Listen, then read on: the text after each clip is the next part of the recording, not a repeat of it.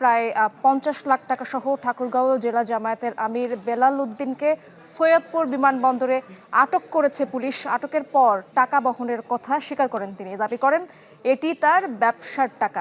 দর্শক, এই বিষয়েই আরও আপডেট জানার চেষ্টা করব। নীলফামারী থেকে সরাসরি যুক্ত হচ্ছেন আহার। বেলাল, হ্যাঁ, বাড়ি কোথায়?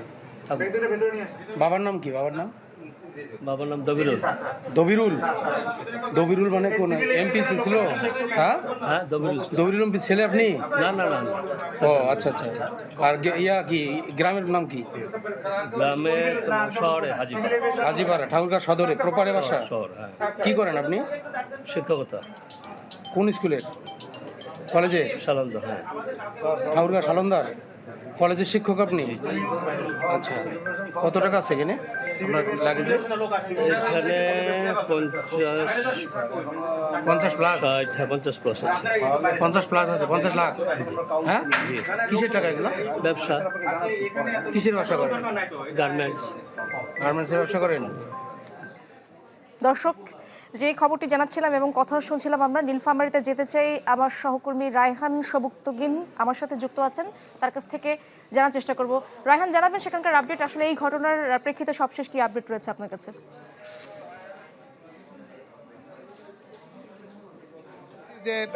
টানা তৃতীয়বার অর্জন করেছে দেশের সেরা সুপার ব্র্যান্ড স্বীকৃতি বসুন্ধরা টিস্যু।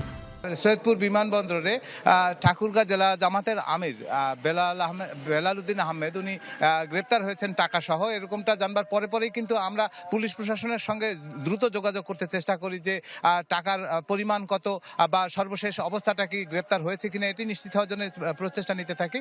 তো যেটি জানতে পেরেছি, বেলা 11টার দিকে উনি আসলে ঢাকা থেকে ঠাকুরগাঁওর দিকে আসছিলেন এবং বিমানবন্দরে টাকা সহ ওনাকে গ্রেপ্তার করার বিষয়টি আমাদেরকে কিন্তু পুলিশ সুপার নিশ্চিত করেছেন এবং উনি বলেছেন যে তার কাছ থেকে আসলে টাকার পরিমাণটা উনি বলছেন 50 লক্ষ টাকা। তবে এখানে ওনারা নিজেরা, পুলিশ বিভাগ এটা নিজেদের মতন করে গণনা করে এখনো নিশ্চিত করেনি যে টাকার পরিমাণটা কত হয়, এটা আরো বেশি হতে পারে।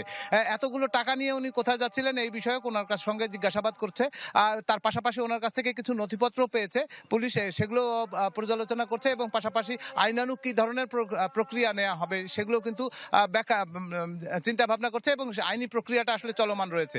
পুলিশ নিশ্চিত করেছে যে তিনি জামায়াতের আমির এবং তার কাছে এই পরিমাণ টাকা ছিল। এখন পর্যন্ত আসলে এটাই এবং যে আইনানুগ যে প্রক্রিয়াগুলো চলছে সেটাই পুলিশ নিশ্চিত করেছে। ইসরায়েল এখন পর্যন্ত কিন্তু এখানে পরিস্থিতিটা এরকমই।